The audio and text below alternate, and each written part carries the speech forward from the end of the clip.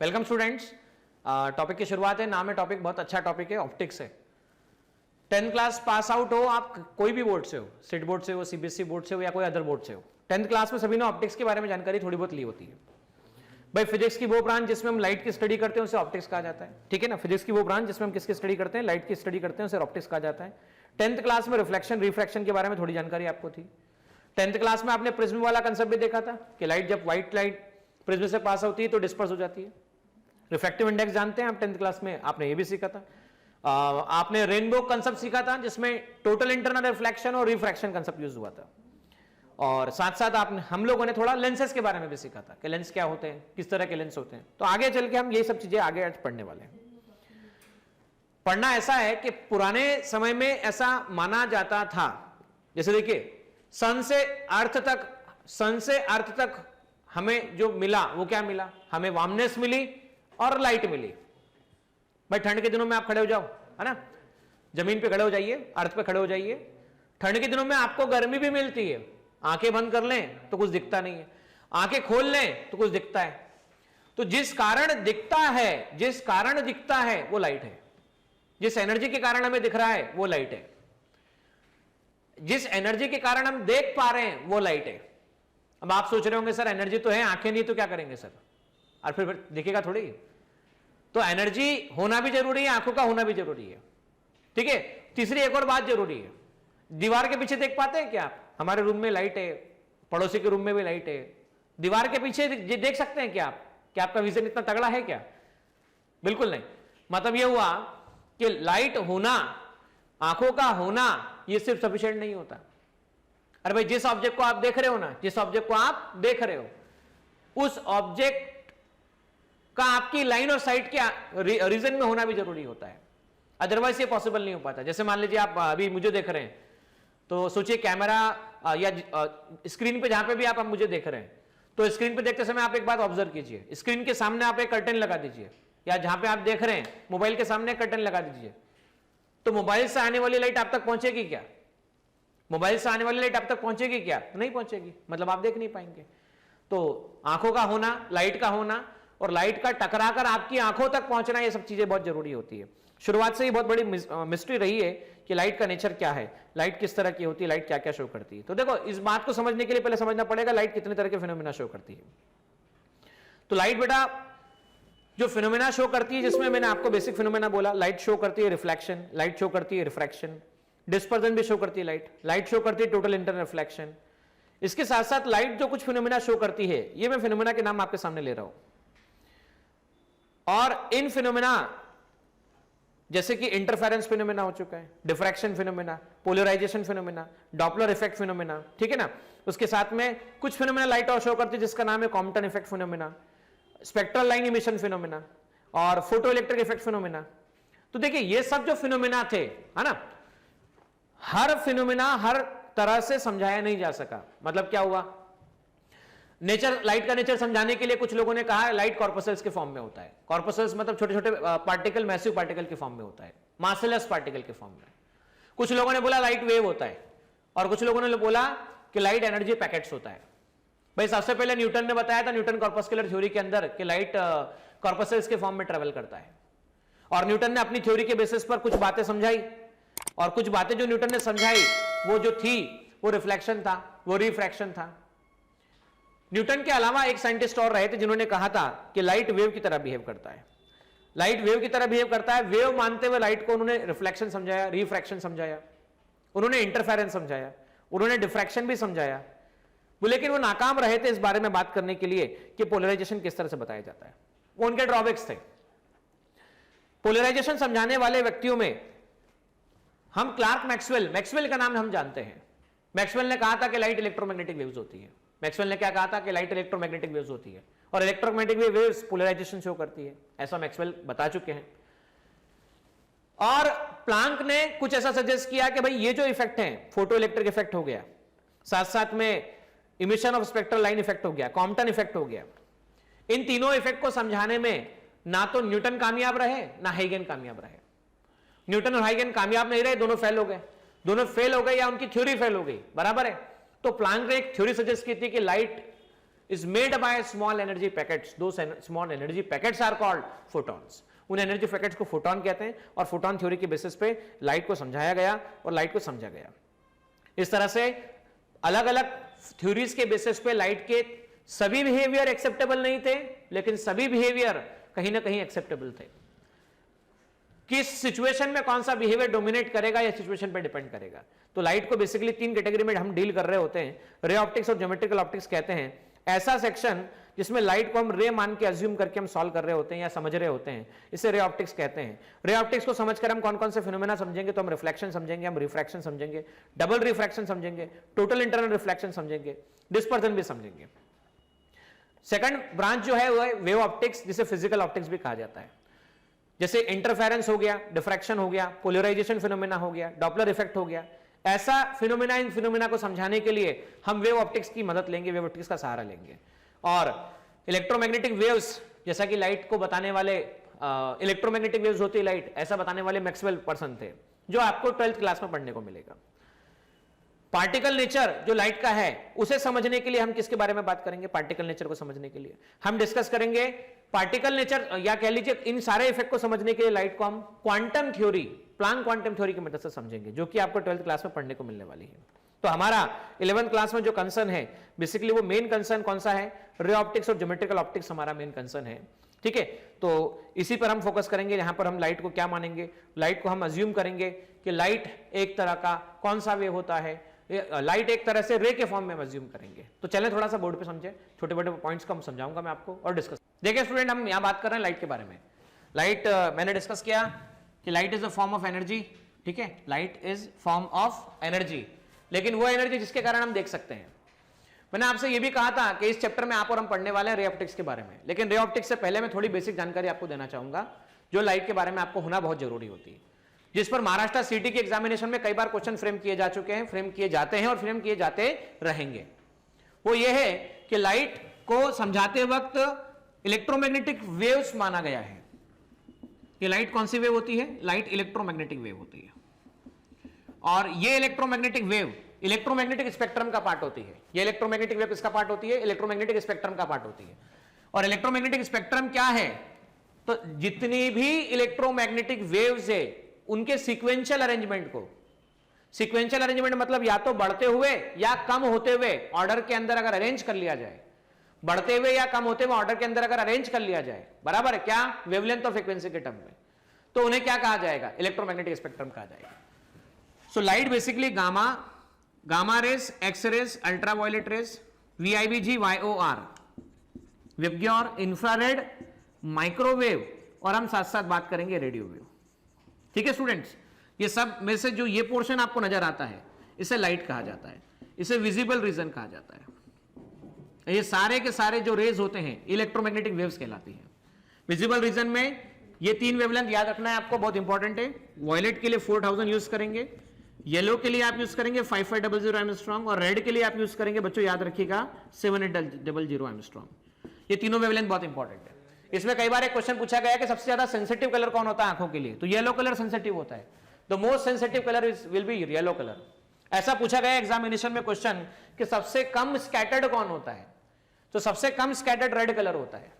तो दूर से अगर देखना हो, दूर से देखना हो तो रेड कलर को यूज किया जाता है, इसलिए मैक्सिमम केसेस में सिग्नल्स जो होते हैं रेड कलर के बनाए जाते हैं, उसका यह कारण होता है।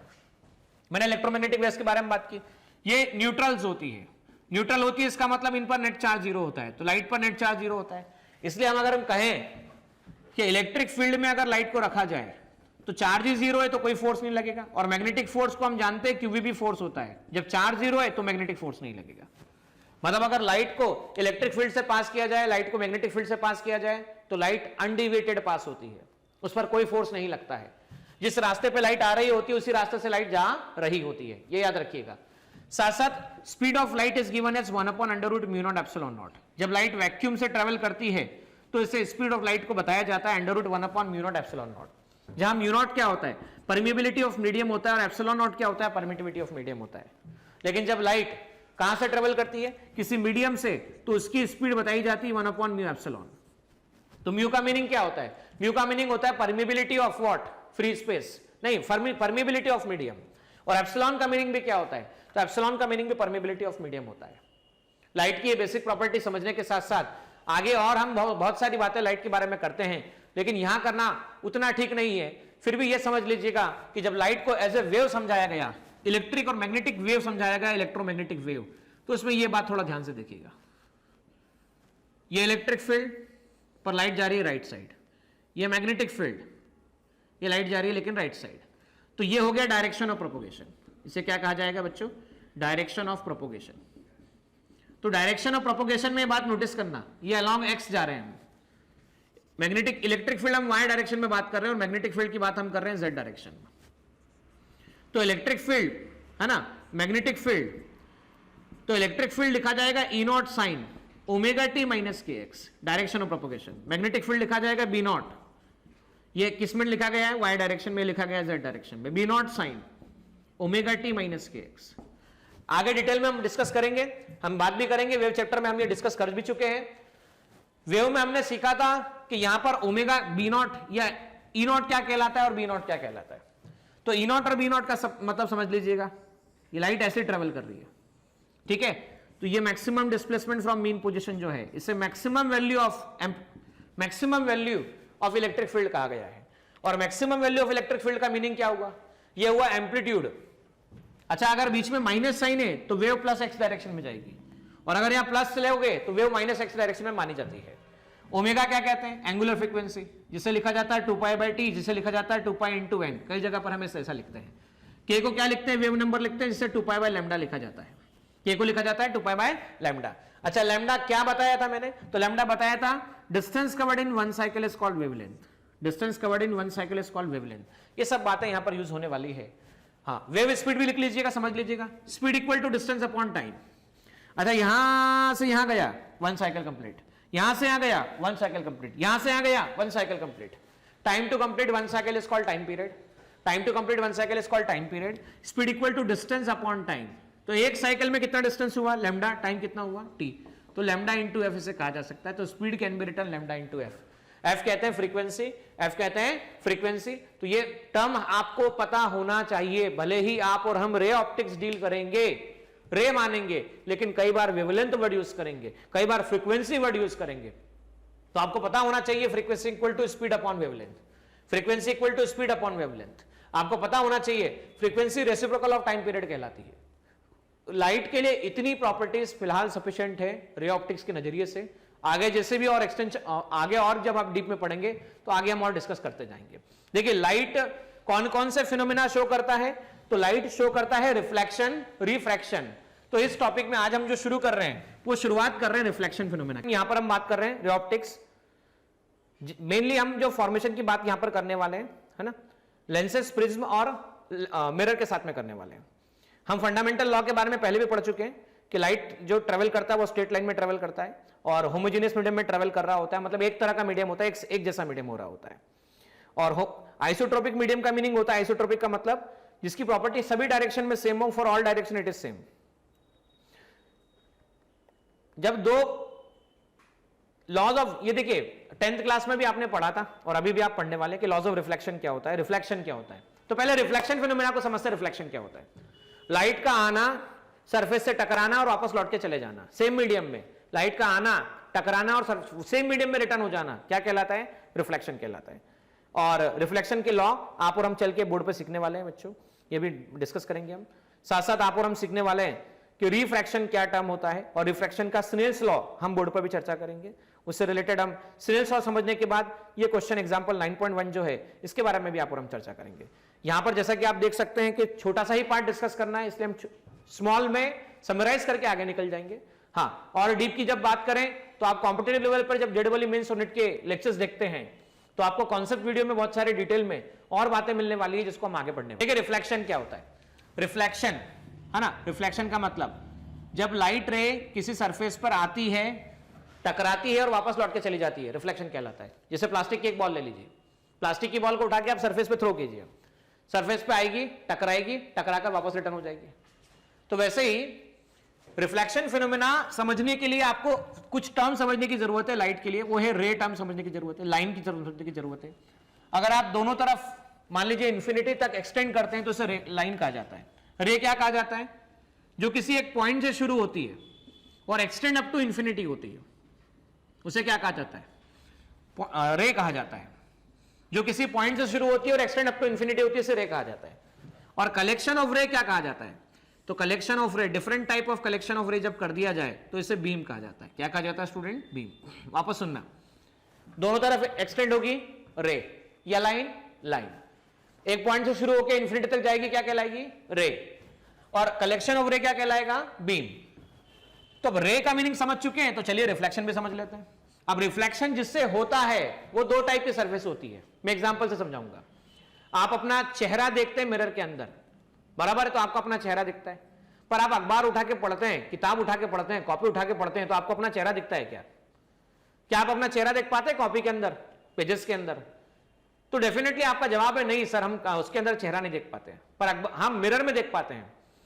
तो दो टाइप का रिफ्लेक्शन जो हमने 10th क्लास में पढ़ा था, रेगुलर रिफ्लेक्शन और इरेगुलर रिफ्लेक्शन। यहां पर हम बात कर रहे हैं मिरर्स के बारे में। और अभी जो मैं चर्चा करूंगा वो मैं एक ग्लास को लिया जाए, ग्लास को नीचे से पेंट किया जाए सिल्वर कलर और उसके ऊपर ऑरेंज कोटिंग की जाए, तो इस तरह जो प्लेन स्ट्रक्चर ऑब्टेन होता है उसे प्लेन मिरर कहा जाता है। तो ये मान लीजिए मैंने प्लेन मिरर लिया, प्लेन मिरर पर लाइट रे कुछ इस तरह से आई, आने वाली लाइट रे को मैंने कहा इंसिडेंट रे, आई ओ, यहां से परपेंडिकुलर ड्रॉ किया, लाइट आई इस तरफ। अच्छा, मिरर नहीं होता तो लाइट इस तरफ जाती थी भाई, मिरर नहीं होता था तो लाइट इस तरफ जाती थी, लेकिन आई, टकराई और टकरा कर लौट गई। तो भाई ऐसा देखा गया, जाने वाली रे, आने वाली रे को आप क्या कहते हैं? आने वाली रे को आप कहते हैं इंसिडेंट रे। जाने वाली रे को आप क्या कहते हैं? तो जाने वाली रे को आप कहते हैं रिफ्लेक्टेड रे। और परपेंडिकुलर जो आपको दिख रहा है इसे क्या कहते हैं आप? नॉर्मल कहते हैं। इंसिडेंट रे का नॉर्मल के साथ बनने वाला एंगल एंगल ऑफ इंसिडेंस कहलाता है, और इंसिडेंट रिफ्लेक्टेड रे का नॉर्मल के साथ बनने वाला एंगल एंगल ऑफ रिफ्लेक्शन कहलाता है। ये जो एंगल सरफेस के साथ होता है इसे ग्लैंसिंग एंगल कहा जाता है, ग्लैंसिंग एंगल। और अब समझना बच्चों, एंगल ऑफ डिविएशन भी कई बार बोला जाता है कि एंगल ऑफ डिविएशन क्या होता है बताइएगा। देखो आना था इस तरफ, कोई मीडियम नहीं होता तो इस तरफ जाती, लेकिन टकरा के इधर चली गई, ये आई, ये आर, तो आने वाली रे का पाथ, वापस सुनना, इंसिडेंट रे, और ये कौन सा रे है? Reflected ray. वापस सुनिएगा बच्चों मैं क्या कह रहा हूं, एक है इंसिडेंट रे और दूसरा कौन सा रे है? Reflected ray. तो आने वाली रे का पाथ और जाने वाली रे का पाथ, इन दोनों के बीच का जो एंगल बनता है उसे कहते हैं एंगल ऑफ डिविएशन। तो लॉज ऑफ रिफ्लेक्शन समझ लेते हैं जो 10th क्लास में सीखा था। पहला लॉ था angle of incidence equal to angle of reflection, angle I equal to angle R, या ऐसा कह सकते हो I O N, angle I O N that is equal to what? N O R, angle N O R, ऐसा कह सकते हैं हम लोग। दूसरा, इंसिडेंट रे, रिफ्लेक्टेड रे और normal lies in same plane. तो देखो तीनों के तीनों बोर्ड के प्लेन में दिख रहे हैं आपको। चलो अब समझते हैं। मान लो आपसे कहा गया, एग्जांपल समझना, कि भाई 60 डिग्री पर लाइट आई तो बताओ कितने पे जाएगी? तो आप कहेंगे जितने पे आई उतने पे जाएगी।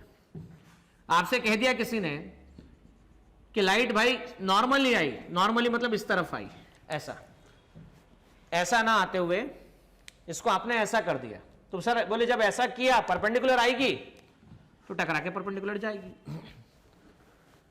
अब देखिए एंगल ऑफ डिविएशन पूछा जाता है कि एंगल ऑफ डिविएशन कैसा होगा। तो देखो आने वाली रे इस तरफ गई, जाने वाली रे इस तरफ गई, भाई आने वाली रे इस तरफ गई, जाने वाली रे इस तरफ गई, आने वाली रे, इनके पाथ में देखो टोटल क्या बोलेंगे हम? I plus R plus del आपको कितना दिख रहा है? 180 दिख रहा है। Angle of incidence equal to angle of reflection की मदद से आप क्या लिख पाएंगे? सर बोले हम लिख पाएंगे 180 माइनस 2i।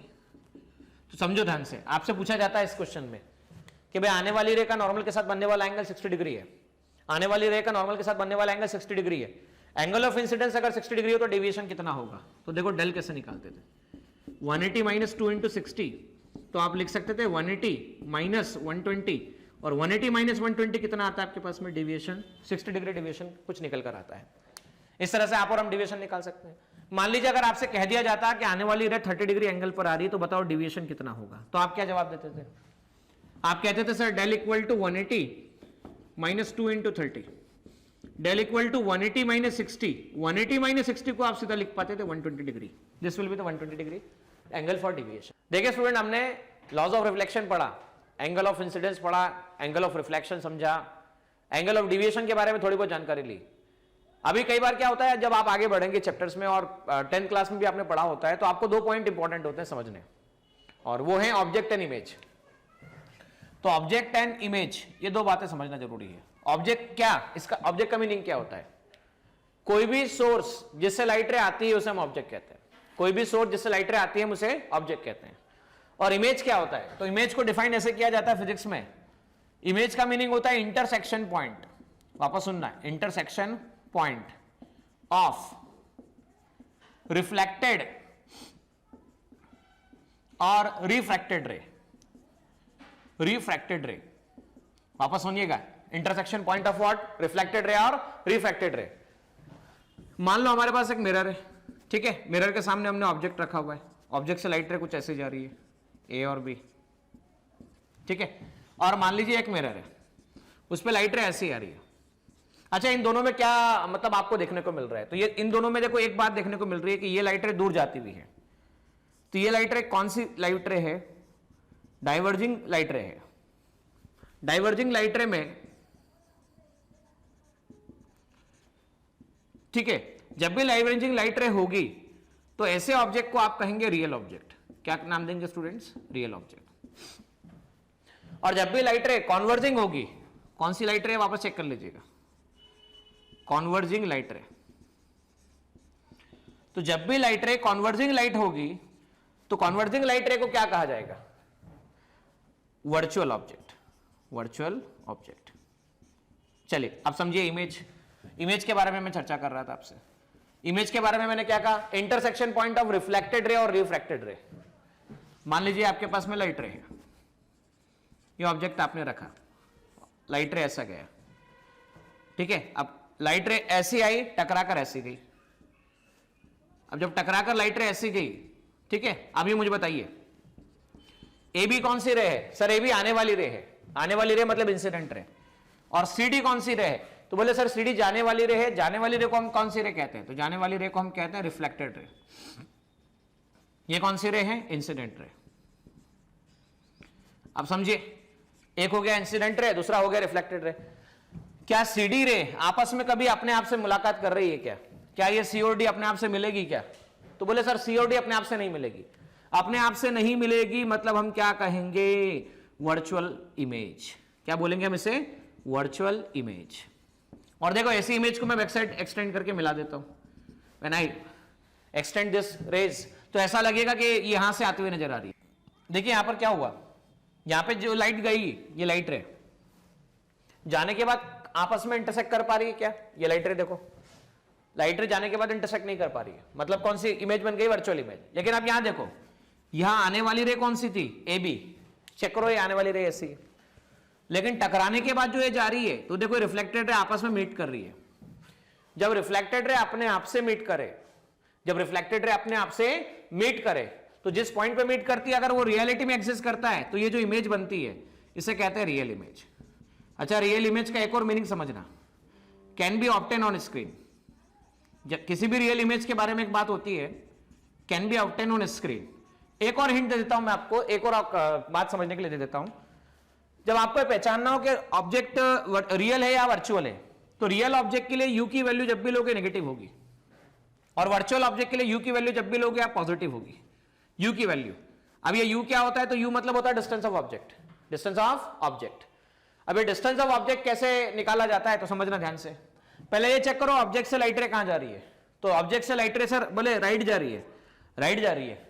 सारी के सारे डिस्टेंस आप मिरर से लोगे, मिरर से लोगे, मिरर के पोल से लोगे, या लेंस के ऑप्टिकल सेंटर से लोगे। मैं भी फिलहाल बात कर रहा हूं प्लेन मिरर की, तो प्लेन मिरर समझो भाई, ये मिरर से ऑब्जेक्ट के डिस्टेंस मेजर करना है, मिरर से ऑब्जेक्ट के डिस्टेंस मेजर करना है। तो मिरर से ऑब्जेक्ट तक पहुंचने के लिए आपको कहां जाना पड़ रहा है? देखो अपोजिट टू लाइट जाना पड़ रहा है भाई। मिरर से ऑब्जेक्ट तक पहुंचने के लिए आपको अपोजिट टू लाइट जाना पड़ रहा है, और अपोजिट टू लाइट मतलब साइन हमेशा नेगेटिव। साइन कन्वेंशन याद रखना, all distance measured in the direction of light is taken positive. Repeating once again, all distance measured in the direction of light, in the direction of light is taken positive, is taken positive. और एक और point याद रखना, all distance measured, all distance measured in the direction of opposite light, in the opposite direction of light, opposite direction of light is taken negative.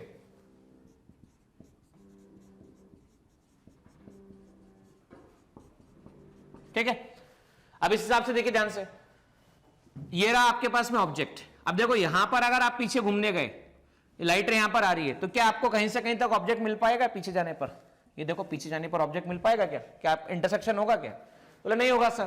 तो देखो आपको यहां पे लाइट मीट करते हुए मिल रही है, तो मान लो ये 10 सेंटीमीटर डिस्टेंस है, तो यहां पर आपको इस मिरर से ऑब्जेक्ट की डायरेक्शन में या इसकी डायरेक्शन में, इंटरसेक्शन पॉइंट की डायरेक्शन में जाना है, तो इन द सेम डायरेक्शन हो गया है ना, क्योंकि लाइट रे भी इधर जा रही है और आप भी इधर ही जा रहे हैं, तो क्या हो गया? यू कैसा आ गया सर? यू पॉजिटिव आ गया। ठीक है ना स्टूडेंट, तो साइन कन्वेंशन सीख लिया। अब हम मिरर के बारे में डिफरेंट केसेस देखेंगे कि मिरर पे क्वेश्चन जो महाराष्ट्र सीटी में फ्रेम हुए क्वेश्चन हैं, जेडब्ल्यू मेंस में फ्रेम हुए क्वेश्चन है, नेट में क्वेश्चन फ्रेम हुए हैं, उनके बेसिक कंसेप्ट को समझेंगे और आगे हम और स्टडी करने वाले हैं। ठीक है, तो हम क्या क्या सीखेंगे, क्वेश्चन कैसे आते हैं। देखो क्वेश्चन आता है कि मिरर के सामने कोई व्यक्ति खड़ा है, तो उसको देखने के लिए, अपना कंप्लीट बॉडी को देखने के लिए कितने मिरर की रिक्वायरमेंट होगी? भाई कोई ऑब्जेक्ट मिरर से किसी डिस्टेंस पर है, तो बताओ इमेज कितने डिस्टेंस पे बनेगी? ये क्वेश्चन आएगा एक। फिर क्वेश्चन आएगा मिरर के लिए कि जब दो मिरर आपस में इंक्लाइन हो, तो एंगल ऑफ डिविएशन की वैल्यू निकाल के बताओ कि एंगल ऑफ डिविएशन की वैल्यू कितनी निकल कर आती है आफ्टर रिफ्लेक्शन के बाद में। फिर एक क्वेश्चन ऐसा फ्रेम होता है कि दो मिरर आपके पास में इंक्लाइन है, उनके बीच में कोई ऑब्जेक्ट को रख दो, तो इमेज काउंटिंग का कंसेप्ट बताइए कि इमेज कैसे निकाली जाएगी, how to find the image in this case. तो ये सारे कंसेप्ट हम आगे अभी चल के सीखने वाले हैं। ठीक है, और reflection through plane mirror complete होने के बाद ऑब्जेक्ट की वेलोसिटी और इमेज, इसके बारे में भी आप और हम चर्चा करने वाले हैं। मतलब क्वेश्चन ऐसे भी आते हैं कि मिरर है, आप भाग के गए मिरर के सामने, ठीक है, तो आपके भागने पर आपकी जो स्पीड है उसकी मदद से बताइए इमेज की स्पीड कितनी होगी। भाई आप जा रहे हो 10 मीटर पर सेकंड से, तो बताओ इमेज कितने मीटर पर सेकंड से जाएगी। ये बोल के भी क्वेश्चन फ्रेम हुए हैं। फिर कभी ऐसा क्वेश्चन भी आता है कि भाई आप अगर मिरर की तरफ जा रहे हो और मिरर आपकी तरफ आ रहा है, तो बताओ इमेज किस डायरेक्शन में जाएगी, कैसे जाएगी, इस बारे में क्वेश्चन आएगा बेटा। ठीक है ना, तो हम ये डिस्कस करने वाले। देखिए स्टूडेंट, यहां पर बात कैसी है, क्वेश्चन ऐसा आता है कि भाई मान लीजिए आपके पास एक प्लेन मिरर है, प्लेन मिरर के सामने ऑब्जेक्ट रखा हुआ है, मान लीजिए प्लेन मिरर के सामने ऑब्जेक्ट है, तो ऑब्जेक्ट अगर किसी डिस्टेंस पर है एक्सो पर, तो इमेज कहां पर बनेगी आपको बताना है।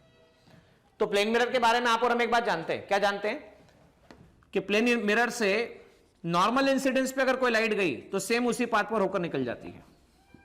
और दूसरा हम जानते हैं, मान लो प्लेन मिरर से किसी एंगल पे हमने लाइट ली, तो नॉर्मल ड्रॉ कीजिए, नॉर्मल के साथ आने वाली रेखा बनने वाला एंगल, एंगल ऑफ इंसिडेंस।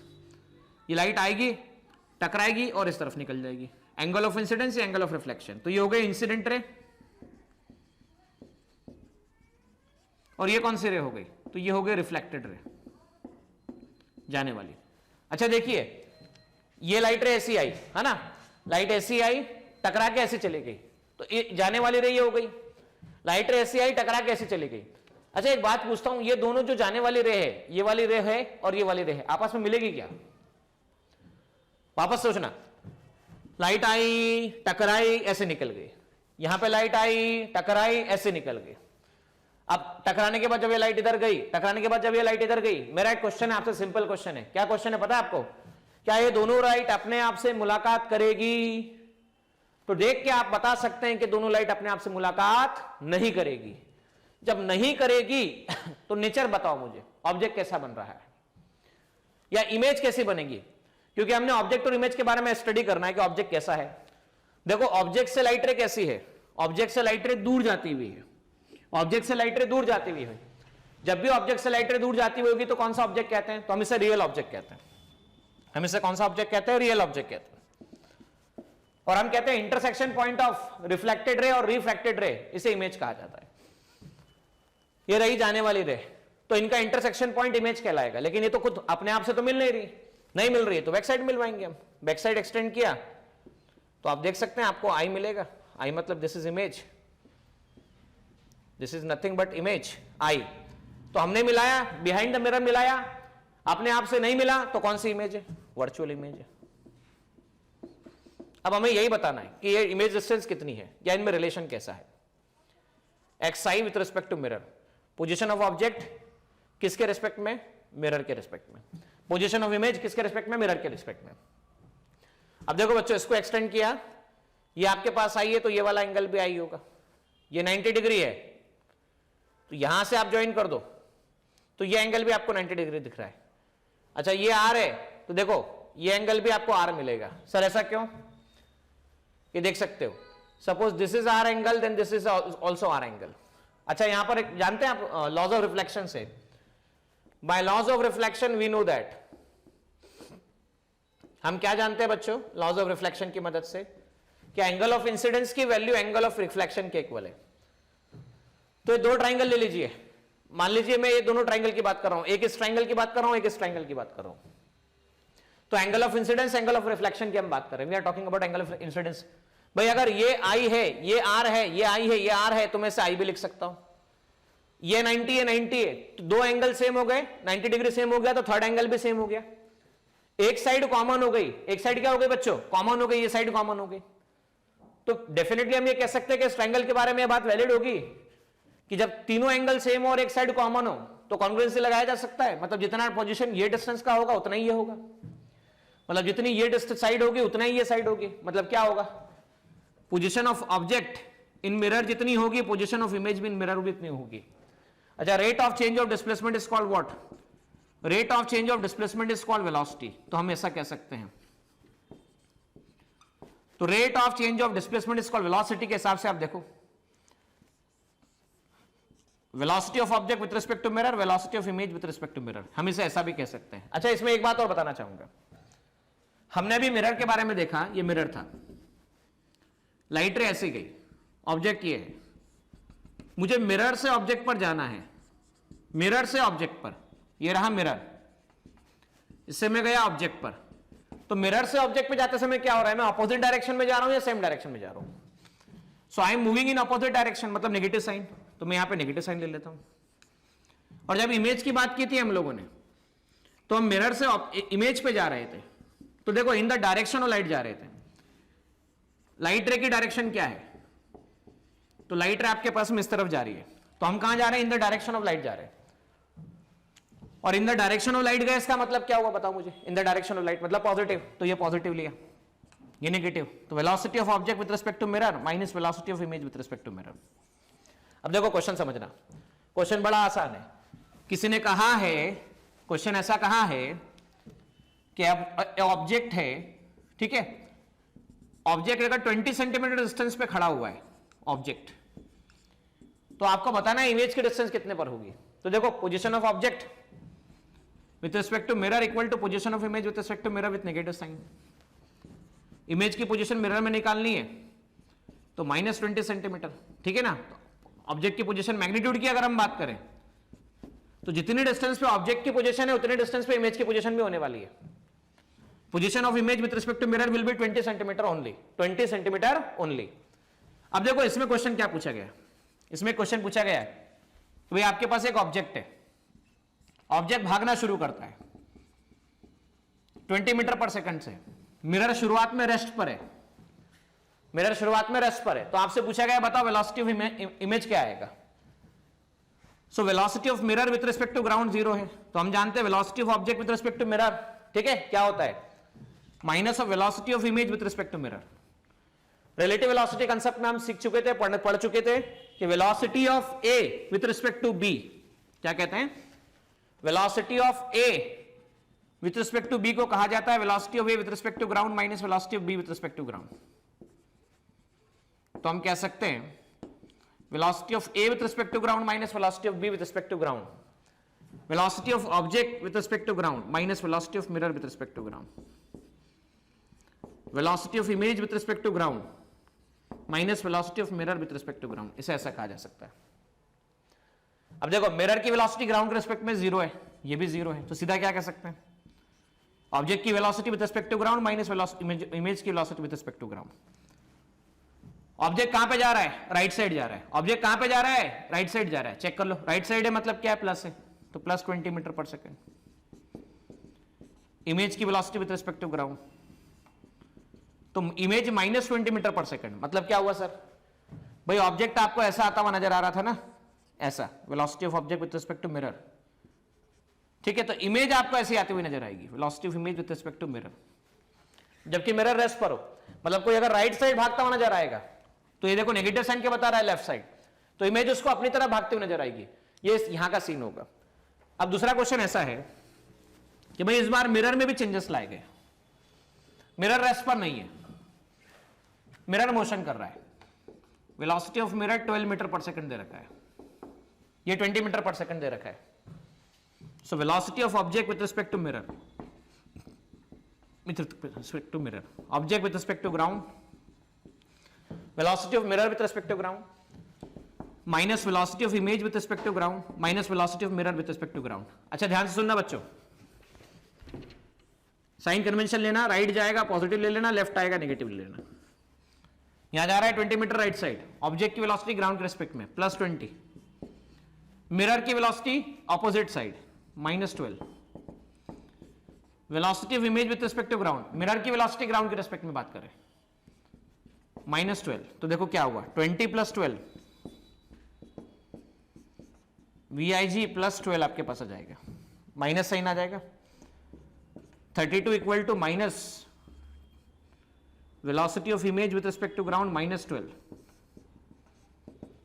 तो आ जाएगा 32 + 2 34, 34 + 10 44 मीटर पर सेकंड ऐसे लिखा जा सकता है, velocity of image with respect to ground. So velocity of image with respect to ground 44 metre per second, and वो भी आएगी नेगेटिव साइन के साथ में। देख सकते हैं आप कौन से साइन के साथ में आएगी, नेगेटिव साइन के साथ में आएगी। ये इस तरह से निकाला जा सकता है। देखिए स्टूडेंट, मिरर के बारे में हम चर्चा कर रहे थे, प्लेन मिरर है ना। प्लेन मिरर के कुछ क्वेश्चन हम लोगों ने देखे थे। अब ये प्लेन मिरर आपके सामने, मान लीजिए इस प्लेन मिरर की वेलोसिटी दे रखी है आपको 60 डिग्री एंगल पे 40 मीटर पर सेकंड से वेलोसिटी दे रखी है। ठीक है स्टूडेंट्स, अब कोई ऑब्जेक्ट है 30 डिग्री एंगल पे 100 मीटर पर सेकंड से ऑब्जेक्ट आ रहा है, वेलोसिटी ऑफ ऑब्जेक्ट दे रखा है। अब वेलोसिटी ऑफ ऑब्जेक्ट जो दे रखा है और वेलोसिटी ऑफ मिरर जो दे रखा है विद रिस्पेक्ट टू ग्राउंड दे रखा है, ठीक है ना। तो अब हमें क्या करना है, हमें यहां पर बताना है कि वेलोसिटी ऑफ इमेज कितना होगा, वेलोसिटी ऑफ इमेज कितना होगा ये आपको बताना है कि what will be the velocity of image. या मैं सिर्फ इतना बोलता हूं वेलोसिटी ऑफ ऑब्जेक्ट बोला जाए, वेलोसिटी ऑफ मिरर बोला जाए, है ना, तो किसके रिस्पेक्ट में, तो डेफिनेटली ये ग्राउंड के रिस्पेक्ट में चल रहे हैं। इन दोनों के बारे में हमें बात करनी है, we have to answer about that. चलिए पहले क्या सीखा था हम लोगों ने, हमने सीखा था position of object with respect to mirror -xim, position of image with respect to mirror, यहां पर हम सीख चुके थे। उसके बाद आपने और हमने सीखा था differentiation, rate of change of displacement is called velocity, तो माइनस डिफरेंशिएशन xim, इसे ऐसा लिखा जा सकता है। Velocity of object with respect to mirror, velocity of image with respect to mirror, ऐसा हम देख चुके हैं। So velocity of object with respect to ground minus velocity of mirror with respect to ground, minus velocity of image with respect to ground minus velocity of mirror with respect to ground.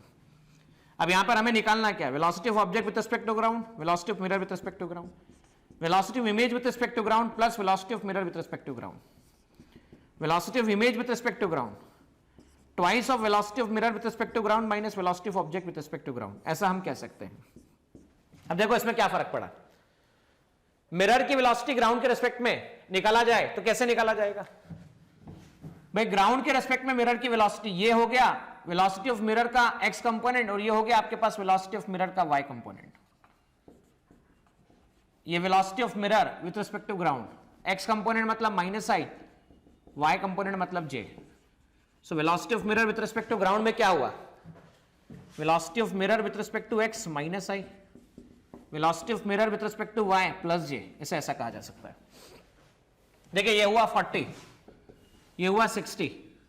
अब हम क्या कहते हैं, cos 60 degree base upon hypotenuse, तो VMX upon 40, तो VMX कितना आ चुका है 40 cos 60, cos 60 1/2 मतलब 20, so 20 -i velocity of mirror with respect to ground, मैं ऐसा कह सकता हूं। अब इसको आगे क्या लिखा जा सकता है, my मतलब sin थीटा, sin 60 डिग्री के बारे में बात करेंगे हम, तो sin 60 कितना हो गया, परपेंडिकुलर अपॉन हाइपोटेनियस, परपेंडिकुलर कितना है VMy, हाइपोटेनियस कितना है 40, तो 40 sin 60, 40 sin 60 मतलब कितना आया 40 √3/2, तो 20 √3, ये आ गया आपके पास में +j, ठीक है ना। तो ये this is what velocity of mirror with respect to ground 20 - j and 20 √3 + j cap, यहां पर ऐसा कहा जा सकता है। अब ये निकालने के बाद velocity of object with respect to ground की हम बात कर लेते हैं। Let us talk about velocity of object with respect to ground. ये रहा आपके पास में 10 metre per second, 100 metre per second. ये रहा आपके पास 30 डिग्री एंगल।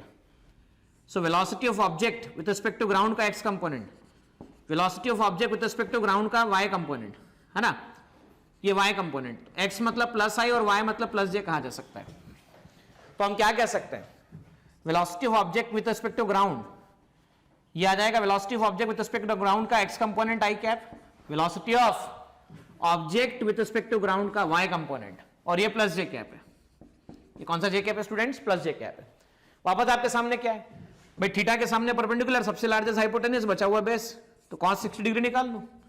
बोलो cos 60 कितना होगा, सर बोले बेस अपॉन हाइपोटेन्यूज, तो बेस होगा हाइपोटेन्यूज कितना आपके पास में, तो 100 है। 100 cos 60 मतलब 100/2, 100/2 मतलब 50, तो 50 प्लस आई ऐसा निकाला जा सकता है। प्लस ऑब्जेक्ट की velocity sin 60 degree, perpendicular upon hypotenuse, perpendicular y component, hypotenuse कितना है 100, तो 100 sin 60 मतलब 100√3/2, 50√3 आ गया आपके पास में, 50√3 आपके पास में प्लस जे कैप निकल कर आता है। ठीक है, तो ये आया। अब इसकी वैल्यू पुटअप करेंगे तो आंसर आने वाला है। तो चलिए देखिए इसकी वैल्यू पुटअप करते हैं, आंसर आएगा। So velocity of image with respect to ground क्या आएगा, twice of velocity of mirror with respect to ground, 20 minus i plus 20√3 plus j cap minus velocity of object with respect to ground 50i plus 50√3 j cap, ऐसा कह सकते हैं। 40 minus i 40√3 plus j cap minus 50i minus 50√3 j cap, तो ये आ जाता है -40 minus 50 minus 90 plus आई minus 10√3 plus j cap. अच्छा मॉड निकालने जाओगे तो क्या आएगा ग्राउंड के रिस्पेक्ट में, -90 का स्क्वायर 10√3 का होल स्क्वायर, ऐसा निकाला जा सकता है। So this will be your final answer. यहां पर एक क्वेश्चन और है, ये एक मिरर है, प्लेन मिरर, दूसरा एक प्लेन मिरर है, इनके बीच का एंगल थीटा है, 60 डिग्री दे रखा है, कुछ भी हो सकता है। एक लाइट है, पैरेलल इंसिडेंट हुई है, आपको बताना है कि जब रिफ्लेक्शन के बाद लाइट जाएगी तो टोटल एंगल ऑफ डेविएशन कितना फॉर्म होगा। भाई देखो लाइट आई, प्लेन मिरर से टकराई, यहां से हमने नॉर्मल ड्रॉ किया, we have drawn normal. Normal draw करने के बाद की कंडीशन, ये 60 डिग्री है तो ये भी एंगल 60 डिग्री होगा, तो ये एंगल 30 डिग्री होगा। अच्छा ये 30 डिग्री हुआ तो मैं आपको डिविएशन कंसेप्ट पढ़ा चुका हूं।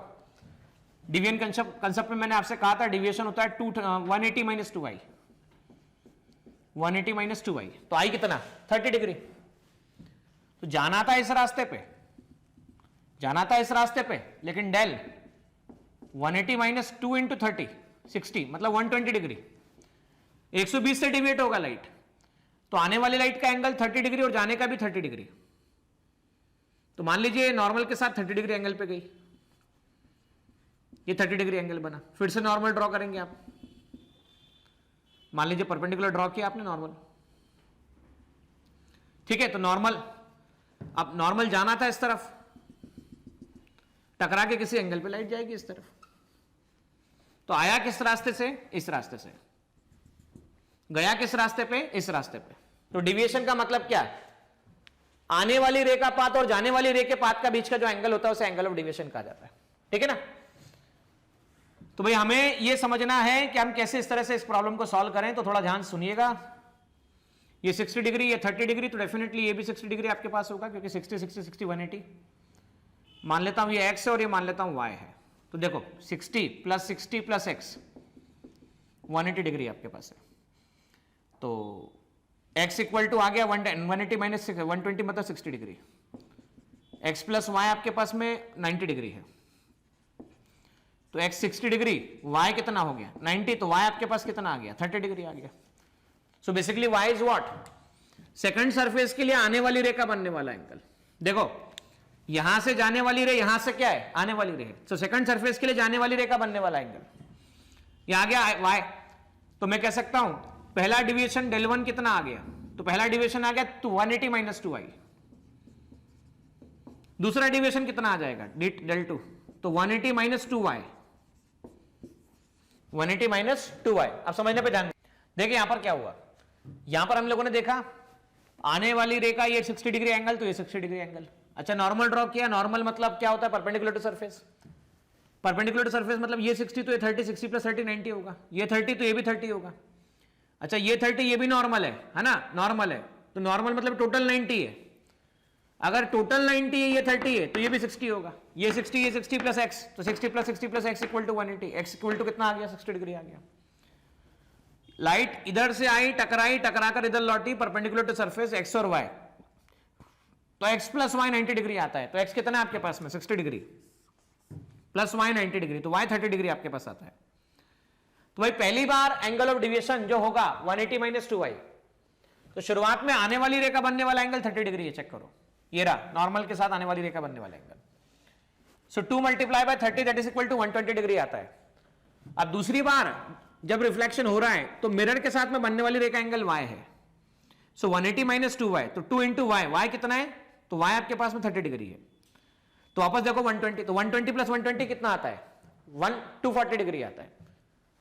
अब इसको ऐसा समझो 60 को थीटा ही लेते हैं आप, ये थीटा लिया, ये लाइट रेखा बनने वाला एंगल थीटा, ये थीटा नॉर्मल, ये नॉर्मल तो है 90 माइनस थीटा, ये 90 माइनस थीटा, तो angle of incidence equal to angle of reflection, ये 90 माइनस थीटा, ये भी 90 माइनस थीटा। अब ये 90 माइनस थीटा 90 माइनस थीटा, तो ये आ गया थीटा। अच्छा ये थीटा थीटा तो plus x, theta theta plus x equal to 180, तो एक्स इक्वल टू कितना आ गया 180 माइनस 2 थीटा। अच्छा ये रहा जाने वाली रे जब टकराएगी, टकराकर परपेंडिकुलर नॉर्मल, नॉर्मल के साथ बनने वाला total angle x plus y कितना होगा, तो 90 डिग्री होगा। नाउ एक्स प्लस वाई जब 90 डिग्री आपके पास में, तो एक्स की वैल्यू 180 माइनस 2 थीटा है, प्लस वाई 90 है, तो वाई कितना आ गया, तो वाई आ गया 2 थीटा माइनस 90 डिग्री। अब वाई आया 2 थीटा माइनस 90 डिग्री, ऐसा लिखा जा सकता है, बराबर है। मतलब पहली सरफेस के लिए एंगल ऑफ इंसिडेंस की वैल्यू आई जो है वो 90 माइनस थीटा है पहली सरफेस के लिए, और दूसरी सरफेस के लिए y 2 थीटा माइनस 90 है। तो देखो 180 माइनस 2y 90 माइनस थीटा, तो 180 माइनस 180 प्लस 2 थीटा आंसर आता है पहले वाले का। आप वेरीफाई भी कर सकते हो, थीटा 60 रखो पहले वाले के लिए, थीटा 60 रखो, तो 2 इंटू 60 कितना हो गया, तो 2 इंटू 60 हो गया 120। अच्छा इसमें एक बात और सोच रहे हो क्या, एक बार और देख रहे हो क्या, यहां देख ये रहे हो आप कि थीटा पे डिपेंड है ना कि आई पे डिपेंड है, थीटा पे डिपेंड है ना कि आई पे डिपेंड है। जब लाइट पैरेलल होती है ना, जब लाइट पैरेलल पहले किसी मिरर के पैरेलल होती है तो वो थीटा पे डिपेंड होती है ना कि आई पे डिपेंड होती है। सेकंड देखो ध्यान से, सेकंड टाइम टकराया, नॉर्मल के साथ आने वाली रेखा बनने वाला angle y, 180 minus 2y, y मतलब 2 इंटू वाई, वाई की वैल्यू कितनी है, तो 2 थीटा माइनस 90 है, 2 थीटा माइनस 90, तो इसे सॉल्व करने पर 360 माइनस 4 थीटा आता है। अच्छा नेट डिविएशन निकाले, del 1 plus del 2, 2 theta plus 360 minus 4 theta, 360 minus 2 theta, 360 को क्या लिखते हैं 2 pi minus 2 theta, 360 minus 2 into theta, theta कितना है चेक करो, थीटा 60 डिग्री है, तो 2 मल्टीप्लाई बाय 60 कितना आता है 120, 360 माइनस 120 आंसर कितना आया, 360 माइनस 120 आंसर कितना आया 240 डिग्री। तो इधर से भी जाइए या इधर से भी जाइए, दोनों तरफ आंसर सेम ही आ रहा है। यहां पर क्वेश्चन में अब जो टॉपिक हम पढ़ रहे हैं इमेजेस बिटवीन टू मिरर की बात कर रहे हैं कि भाई दो मिरर आपके पास में M1 M2 थीटा एंगल पे इंक्लाइन हो, तो नंबर ऑफ इमेजेस निकालनी है, कैलकुलेट करनी कितनी इमेजेस फॉर्म होगी। देखिए महाराष्ट्र सीईटी तक तो ऐसे क्वेश्चन आज तक आए नहीं है, अभी तक पूछे नहीं गए, पूछे नहीं गए इसका मतलब पूछे नहीं जाएंगे ऐसा नहीं कह सकता, पूछे जाने की संभावना बन सकती है। जेडबल मेंस महाराष्ट्र नेट में भी एग्जाम में देखोगे तो नेट में भी क्वेश्चन आया नहीं है, जेडबल मेंस में आपको इसके क्वेश्चन मिले और एडवांस लेवल में आपको इसके क्वेश्चन मिलते आए हैं, वो भी बहुत ज्यादा नहीं मिले हैं, कुछ ही क्वेश्चन पूछे गए हैं। तो चलिए पहले समझते हैं कैसे कैलकुलेट किया जाए। मान लीजिए पहला एक क्वेश्चन है कि दो मिरर है M1 और M2, इसके बीच का एंगल थीटा 60 डिग्री है, तो कैलकुलेट करना है मिरर कितने इमेजेस बनेंगे। देखो यहाँ पे दो मेथड है, एक फॉर्मूला मेथड है, एक काउंटिंग मेथड है। काउंटिंग मेथड ना तो मैं आपको महाराष्ट्र सीईटी जेडबल मेंस और नेट लेवल पर डिस्कस करूंगा, हाँ हम जब जेडबल मेंस के कॉन्सेप्ट वीडियो पे बात कर रहे होंगे तब फिर भी मैं एक बात आपसे चर्चा करूंगा कि काउंटिंग मेथड कैसे काम कर रही होती है, पर यहां पर मैं सजेस्ट करूंगा सिर्फ और सिर्फ फॉर्मूला मेथड अप्लाई करें और उससे आपका काम बन जाएगा।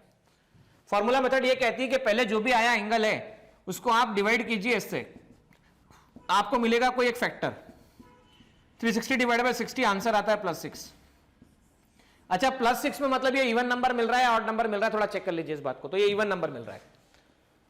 अच्छा इवन अगर मिलता है ना, तो आपको क्या करना है, नंबर ऑफ इमेजेस निकालने के लिए सीधा एक काम करना है, m-1 लिख देना है, 6-1 आंसर आपके पास में 5 आ जाएगा। इवन होगा डायरेक्ट लेस कर देना। मान लीजिए आपके पास में 120 डिग्री एंगल है, ये मिरर आपके पास में है, ये 120 डिग्री एंगल है, और ऑब्जेक्ट कहीं पे रखा हुआ है, मिड पॉइंट पे रखा हुआ है, ये भी 120 डिग्री एंगल है, ऑब्जेक्ट मिड एंगल पे नहीं रखा हुआ है, कहीं और पे रखा हुआ है। चलो सबसे पहले स्टेप क्या, सर बोले सबसे पहले स्टेप तो ये होती है कि हम क्या करते हैं, हम थीटा निकालते हैं दोनों का, तो 120 है, थीटा 120 है। फिर सर हम m निकालते हैं, मतलब 360 डिवाइड बाय 120। जैसे 360 डिवाइड बाय 120 किया +3 आता है, m +3 आया, इसका मतलब सीधा कौन सा नंबर होता है, तो ये ऑड नंबर होता है। ये आपके पास में m आता है, तो 360 डिवाइड बाय 120 आप करेंगे तो वापस से आपके पास में +3 मिलता है, दैट इज ऑड नंबर होता है। लेकिन ये ऑड नंबर के एंगुलर बाइसेक्टर पर, एंगल बाइसेक्टर पर अगर होगा तो नंबर ऑफ इमेजेस m-1 कीजिएगा। नंबर ऑफ इमेजेस जब आप m-1 करेंगे तो आपको आंसर मिलेगा 3-1 दैट इज इक्वल टू 2। लेकिन अगर मान लीजिए परपेंडिकुलर बाइसेक्टर पे ना हो, ऑड पे ना हो, तो ऐसे केस में आप डायरेक्ट क्या करेंगे, जितनी नंबर ऑफ m आएगी वही हमारा आंसर होगा, दैट इज इक्वल टू 3। तो यहां पे 3 इमेजेस बनने वाली है, यहां पे 2 इमेजेस बनने वाली है। मतलब ऑड में 2 कंडीशन चेक करना है, ऑड में परपेंडिकुलर बाइसेक्टर पे लाई करता है या नहीं लाई करता है, करता है तो 1 लेस करना है, नहीं करता है तो जो होगा वही हमारा एग्जैक्ट आंसर होगा। जबकि इवन में क्या करना है, इवन में आपको 1 लेस करना है, you have to subtract 1 value. देखिए स्टूडेंट, अभी तक मैं यहां तक आपको चर्चा कर चुका हूं कार्टेशियन साइन कन्वेंशन के बारे में। टेक्स्ट बुक पे एक छोटा सा लुक लेते हैं, साइन कन्वेंशन में ले चुका हूं मैं आप लोगों को, ठीक है। इसमें ऐसा बताया गया कि भाई आप राइट जाएंगे तो पॉजिटिव लेंगे, लेफ्ट जाएंगे तो नेगेटिव लेंगे, अपवर्ड रहेंगे तो पॉजिटिव लेंगे, अपवर्ड लेंगे तो पॉजिटिव लेंगे, डाउनवर्ड होगा तो नेगेटिव लेंगे, डाउनवर्ड होगा तो नेगेटिव लेंगे। ये सिस्टम बताया हुआ है। एक सिस्टम ये है कार्टेशियन सिस्टम, राइट जाओ पॉजिटिव लो, लेफ्ट जाओ नेगेटिव लो, ठीक है। दूसरा सिस्टम ऐसा है, ये हम डिस्कस कर चुके हैं, ठीक है। इसके बारे में मैं आपसे चर्चा कर चुका हूं, ये वाला टॉपिक भी मैंने डिस्कस कर दिया। कार्टेशियन सिस्टम में साइन कन्वेंशन कैसे लिया जाता है इसके बारे में मैं बात कर चुका हूं कि all distance are measure from the pole, या किसी मिरर से या लेंस से मेजर की जाएगी। इसको आप चाहें तो ऐसा थोड़ा देख भी लीजिए, देखिए कैसे। पहली बात तो मैं इसके ऑप्टिकल सेंटर से डिस्टेंस मेजर करूंगा। पहले मुझे यह चेक करना चाहिए कि लाइट कैसे जा रही है। तो देखो यहां से लाइट ट्रेवल करते हुए इधर की तरफ जा रही है, यहां से लाइट ट्रेवल करते हुए इधर की तरफ जा रही है, यहां से लाइट ट्रेवल करते हुए इधर की तरफ जा रही है, ठीक है। अब हमेशा हमें सारी डिस्टेंस कहां से मेजर करना है, हमें सारी डिस्टेंस ऑप्टिकल सेंटर से मेजर करना है। तो हमें ऑप्टिकल सेंटर से देखिए ऑपोजिट जाना पड़ रहा है, इन द डायरेक्शन ऑफ लाइट और अपोजिट डायरेक्शन ऑफ लाइट, तो अपोजिट जाना पड़ रहा है मतलब नेगेटिव लिया जाएगा। अब यहां इसे इस वाले सिस्टम से जो टेक्स्ट बुक में बताया गया उससे देखेंगे आप, तो भाई जो ऑप्टिकल सेंटर है इसको आप क्या मान लीजिए, ओरिजिन मान लीजिए। ओरिजिन से लेफ्ट जा रहे हो नेगेटिव लगा लो, ओरिजिन से राइट जाओगे तो पॉजिटिव लगा लेना, ठीक है। अभी देखो यहां ध्यान से, मान लो मैंने इसको रेफरेंस माना, ये रेफरेंस माना, तो रेफरेंस से राइट जा रहे हो पॉजिटिव लगा लेना, रेफरेंस से राइट जा रहे हो पॉजिटिव लगा लेना। अब इसके सेंटर के लिए लेफ्ट जाओगे तो नेगेटिव लगा लेना, ये आंसर आ जाता है आपके पास में। अब रिफ्लेक्शन थ्रू प्लेन सर्फेसेस, ये टॉपिक मैंने शुरू किया आप लोगों के साथ में। रिफ्लेक्शन थ्रू प्लेन सर्फेसेस में सबसे पहली बात तो मिरर की आती है कि जब दो मिरर आपस में थीटा एंगल पर इंक्लाइन हो, जिसके बारे में अभी मैंने आपसे चर्चा की, तो थीटा एंगल पर इंक्लाइन होने पर नंबर ऑफ इमेजेस जो होती है मल्टीपल रिफ्लेक्शन के कारण वो स्टेबल से समझाई जा सकती है। मैं बता चुका हूं पहले आपको क्या करना चाहिए, एम कैलकुलेट करना चाहिए। एम आता है 360 डिवाइड बाय थीटा, और एम ये डिस्कशन हो चुका है बोर्ड पर, इसलिए मैं थोड़ा फास्ट जाऊंगा। देखो 120 डिग्री एंगल था, थीटा एन की वैल्यू 3 आई थी जिसे मैंने एम से बताया था। बाइसेक्टर पे होता था तो 1 लेस करना है, तो 3 - 2 1 आ जाएगा, 3 - 1 2 आ जाएगा। और बाइसेक्टर पे अगर ना हो तो 120 डिवाइड बाय 120 डिवाइड बाय ये कह लीजिए 360 डिवाइड बाय 120, तो 3 आ गया। और बाइसेक्टर पे अगर नहीं लाई करता है तो केवल जितने इमेजेस हैं उतने ही होंगे। अब देखो वहां से यहां पर देखो 110, तो 3.28 जब ऐसा फ्रैक्शन में आ जाए तो लेस देन 5 हो तो आप जो नंबर होगा वो ले लीजिएगा। मतलब क्या सर, देखो 3.28 है, 0.2 है मतलब 3 के क्लोजर है, तो 3 ले लीजिए, ये 4 आया, ये 4 आया, ठीक है। 90 के केस में इवन आएगा तो 1 लेस कर देना। 4.5 आया तो भी इससे 4 के क्लोजर ले लीजिएगा। 5 आया 72 डिग्री एंगल रखने पर, कैसे सर कैसे निकाला, तो भाई देखो थीटा आपने 72 डिग्री लिया, तो 360 डिवाइड बाय 72 जब आप करेंगे तो क्या आ जाएगा, 5 आ जाएगा। 5 मतलब ऑड नंबर है या इवन नंबर है, तो ऑड नंबर है। ऑड नंबर मतलब अगर एंगल बाइसेक्टर पे होगा तो 1 लेस करना है, और एंगल बाइसेक्टर पे नहीं होगा तो जो वैल्यू आएगी वही हमारा आंसर होगा। 6 आया मान लो 3, जो मैंने अभी केस आपसे बोर्ड पे डिस्कस किया था, तो कहीं पे भी रखिए 1 लेस कर दीजिए। 7.2 आया, क्लोजर टू 7 है, क्लोजर टू 7 है इसका मतलब 7 कर दीजिए। अच्छा 7.8 आता तो क्या करते, आप 8 के बारे में बात कर रहे होते थे, वहां पर 8 ले लीजिए होते। अब देखो क्या बोला गया, small object is kept symmetrically between the two plane mirror inclined at 30 degree angle. This is angle is now gradually increased to 41 degree. The object being symmetrical all the times. Symmetrical मतलब bisector पे रखा हुआ है। Number of images visible during the process. देखो 360 को आप divide कर दो किससे, 38 से, तो आंसर आता 9.47। तो मैं कह चुका हूं क्लोजर टू आपके पास में 9 ही है, तो 9 ले लीजिए। अब ये कब तक वैलिड हो रहा है, तो 40 डिग्री एंगल तक वैलिड हो रहा है। लेकिन जैसे आप 40 डिग्री के बाद 41 डिग्री एंगल करते हो, 41 डिग्री, तो वहां पर 8.78 आता है, 8.78 मतलब बियॉन्ड 40 डिग्री, तो n की वैल्यू जो है आपके पास में डिक्रीज होती है, तो 8.72 आ रहा है, 78 आ रहा है आपके पास में, 8.78 आ रहा है, इसका मतलब 9 से लेस आ रहा है।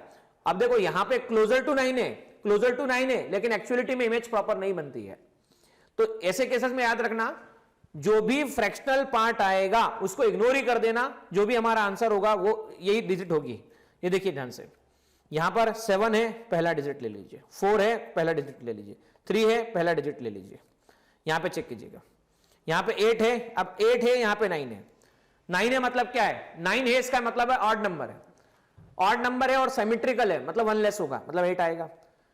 इवन है, 8 है, इवन है तो क्या है, 8 है। इवन में तो अगर इवन जब भी होता है, ठीक है ना, तो 8 इमेजेस जब होती है, इवन जब होगा, 8 नंबर जब होंगे, तो आप उसे 1 लेस करेंगे तो आंसर 7 आएगा, ठीक है ना। तो इस तरह से इमेज वेरिएशंस निकाले जा सकते हैं, यहां पर बताए जा सकते हैं।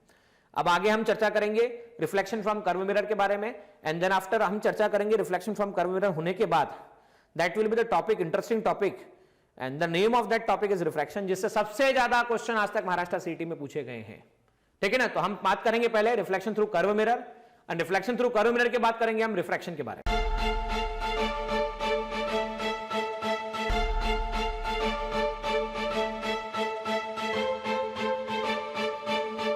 पुरोहित अकॅडमी, मेन ब्रांच प्रभात चौक, MJ कॉलेज रोड, लोकमान्य हॉस्पिटलच्या बाजूला, जळगाव, आणि पांडे क्लासेस जवळ, बंधन बँके शेजारी, ट्रॅफिक गार्डनच्या समोर, जळगाव।